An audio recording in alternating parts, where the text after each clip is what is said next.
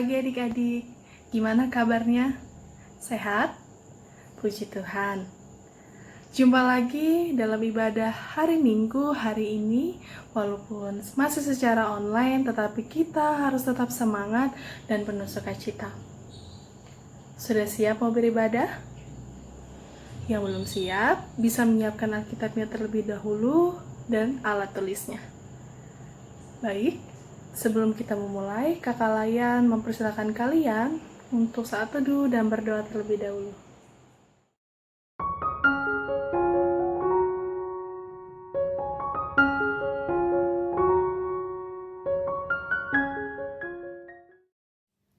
Firman Tuhan hari ini terambil dari Yoel 1 ayat 4-9.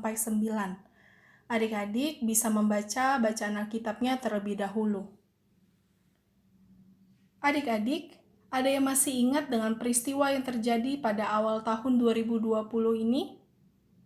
Di mana ada beberapa wilayah di Nusantara telah mengalami bencana alam. Sungguh menyedihkan ya adik-adik. Para korban kebanjiran itu telah kehilangan harta bendanya. Ada yang rumahnya juga hanyut terbawa arus banjir. Bahkan ada beberapa korban yang kehilangan nyawanya. Nah, adik-adik, coba kita perhatikan. Apa sih salah satu penyebab banjir tersebut? Ya, karena buang sampah sembarangan. Akibat sampah-sampah itu sampai menumpuk di selokan maupun di sungai-sungai, sehingga tidak ada air yang dapat mengalir ketika terjadi hujan deras. Dan akhirnya, air bisa meluap ke jalan dan menggenangi pemukiman dari yang ketinggiannya sebatas mata kaki sampai batas dada orang dewasa. Ternyata membuang sampah sembarangan, apalagi buang di selokan atau di jalan atau di sungai, dapat membawa bencana untuk kita semua. Adik-adik, bacaan kita hari ini merupakan seruan Nabi Yoel kepada bangsa Yehuda ketika terjadi serangan hama belalang di seluruh pertanian dan perkebunan Yerusalem. Serangan hama belalang itu mengakibatkan kerusakan total dari seluruh lahan pertanian dan perkebunan. Coba kita baca ayat yang keempat. Apa yang ditinggalkan belalang pengerip telah dimakan belalang pindahan. Apa yang ditinggalkan belalang pindahan telah dimakan belalang pelompat. Dan apa yang ditinggalkan belalang pelompat telah dimakan belalang pelahap. Artinya, tidak ada lagi yang tertinggal untuk mereka. Nah, kalau sudah begitu, masih ada makanankah? Tentu tidak ada adik-adik. Tapi bukan hanya itu saja. Ibadah di Bait Allah juga tidak dapat dilaksanakan karena tepung, minyak, dan anggur sebagai bahan untuk persembahan korban juga tidak ada. Kasihan ya. Lalu apa yang harus dilakukan bangsa Yehuda? Nabi Yoel mengatakan pada ayat 8-9, berkabunglah dan merataplah. Maksudnya apa ya adik-adik? Nabi Yoel menasihatkan umat untuk memohon ampun dari Tuhan dan berdoa memohon pertolongan Tuhan. Mengapa mereka harus memohon ampun?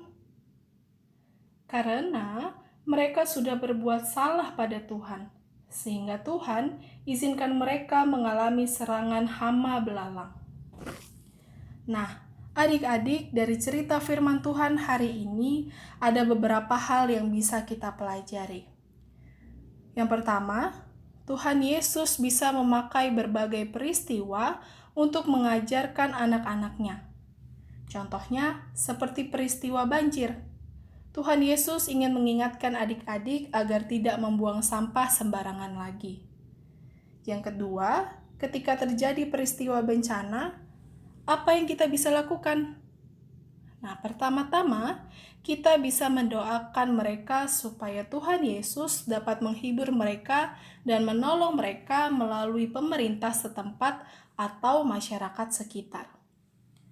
Dan jika ada kesempatan untuk memberi bantuan, adik-adik bisa menyisihkan uang jajan untuk disumbangkan kepada para korban bencana melalui kotak sumbangan seperti di gereja, sekolah, atau lingkungan sekitar adik-adik. Atau juga bisa memberikan baju-baju adik-adik yang masih layak pakai tapi tidak lagi adik-adik gunakan.